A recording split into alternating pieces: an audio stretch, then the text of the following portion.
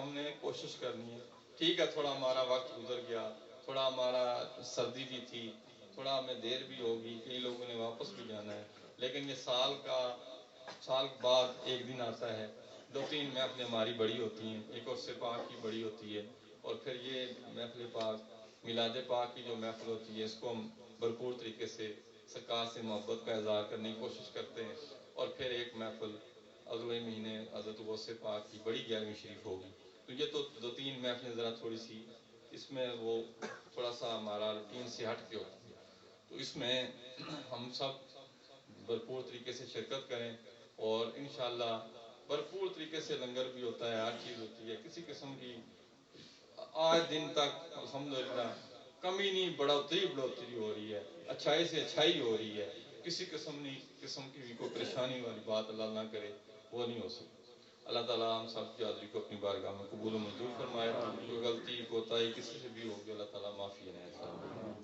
بھائیوں کو ذرا تھوڑا اور ٹائم دینا تھا, لیکن کیونکہ ہمارا ٹائم 10 بجے تک تھا تو ابھی یہ لیٹ آئے, لیکن اس کے باوجود یہ ہم کوشش کی کہ تھوڑا سا ان کو ٹائم دیں.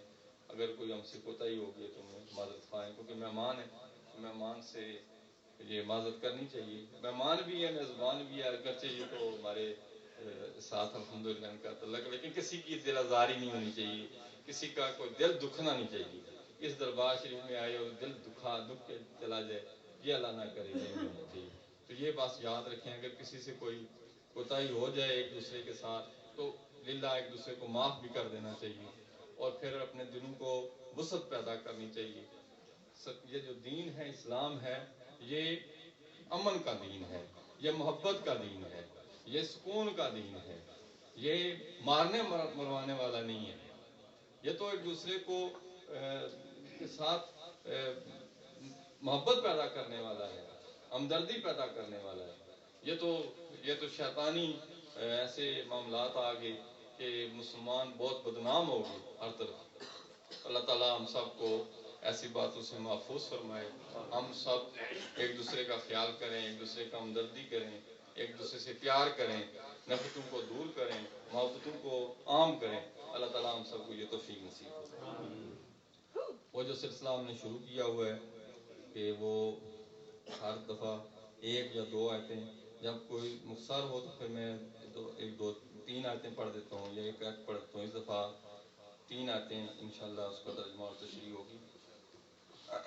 سورہ بقرہ آیات نمبر 15 سے 18 تک. الحمدللہ رب العالمین والصلاة والسلام علی رسولہ الکریم. اما بعد فاعوذ باللہ من الشیطان الرجیم. بسم اللہ الرحمن الرحیم. اللہ یستہزئ بہم ویمدہم فی طغیانہم یعمہون. اولئک الذین اشتروا الضلالۃ بالہدی فما ربحت تجارتہم وما کانوا مہتدین. مثلہم کمثل الذی استوقد نارا فلما اضاءت ما حولہ ذہب اللہ بنورہم وترکہم فی ظلمات لا یبصرون. صم بکم عمی فہم لا یرجعون. صدق اللہ مولانا العظیم. اللہ ان کی ہنسی مذاق کا انہیں بدلہ دے گا, اور ابھی وہ انہیں مہلت دے رہا ہے کہ یہ اپنی سرکشی میں بھٹکتے رہیں. خرید لی تو ان کی تجارت نے نہ کوئی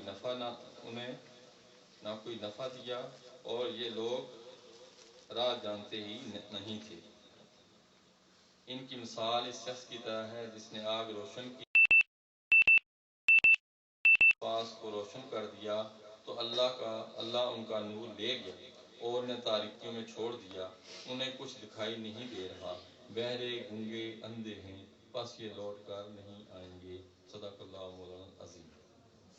اللہ یستہزئ بہم, اللہ ان کی ہنسی مذاق کا انہیں بدلہ دے گا.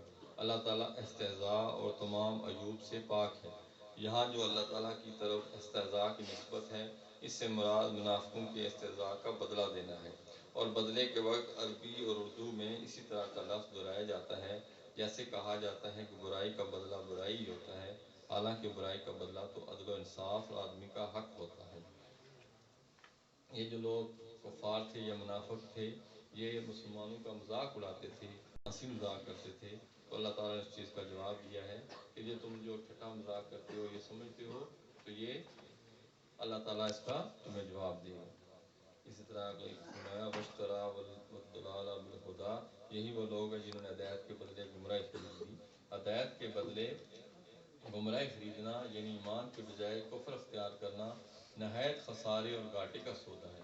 یہ آیت یا تو ان لوگوں کے بارے میں نازل ہوئی جو ایمان لانے کے بعد کافر ہو گئے، یا یہودیوں کے بارے میں نازل ہوئی جو پہلے تو حضور پر نور صلی اللہ علیہ وسلم پر ایمان رکھتے تھے، مگر جب حضور اقدس صلی اللہ علیہ وسلم تشریف آوری ہوئی تو منکر ہو گئے، یا یہ آیت تمام کفار کے بارے میں نازل ہوئی اس طور پر کہ اللہ تعالیٰ نے انہیں فطرت سلیمہ عطا فرمائی، حق کے دلائل واضح کیے، ہدایت کی راہیں کھولی، لیکن انہوں نے عقل و انصاف سے کام نہ لیا اور گمراہی اختیار کی، تو وہ سب سے زیادہ نقصان اٹھانے والے تاجر ہیں کہ انہوں نے نفع ہی نہیں بلکہ اصل سرمایہ بھی تباہ کر دیا۔ مثلہم کمثل الذی استوقد نارا، ان کی مثال اس شخص کی طرح جس نے آگ روشن کی۔ یہ ان لوگوں کی مثال ہے جنہیں اللہ تعالیٰ نے کچھ ہدایت دی یا اس پر قدرت بخشی، پھر انہوں نے اسے ضائع کر دیا اور اپنی دولت کو حاصل نہ کیا۔ ان کا انجام حسرت و افسوس، حیرت و خوف، اس میں وہ منافق بھی داخل ہیں جنہوں نے اظہار اطمینان کیا اور دل میں کفر رکھ کر اقرار کی روشنی کو ضائع کر دیا، اور وہ بھی جو مومن ہونے کے بعد مرتد ہو گئے، اور وہ بھی جنہیں فطرت سلیمہ عطا ہوئی اور دلائل کی روشنی نے حق کا واضح کیا، مگر انہوں نے اس سے فائدہ نہ اٹھایا اور گمراہی اختیار کی، اور جب حق کو سنتے، مانتے، کہنے اور دیکھنے سے ہو گئے تو کان، زبان، آنکھ سب بیکار ہیں۔ اللہ تعالیٰ ہم سب کو ان باتوں پہ عمل کرنے کی توفیق نصیب فرمائے۔ ہمیں یہ جو باتیں ہیں ان پہ عمل کرنے کی اللہ تعالیٰ سمجھ نصیب فرمائے۔ قرآن پاک میں اور حدیث شریف میں کوئی بھی چیز وہ چھپائی نہیں گی۔ اللہ تعالیٰ سے ہمیں بس یہ بات ہے کہ ہم سب کو تدبر کرنے کی، ہم سب کو سوچنے کی، ہم سب کو صحیح طریقے سے سننے کی اور سمجھنے کی اللہ تعالیٰ توفیق نصیب فرمائے۔ اگر وہ صحیح طریقے سے ہم سنیں گے نہیں تو پھر وہی حساب ہوگا کہ ہم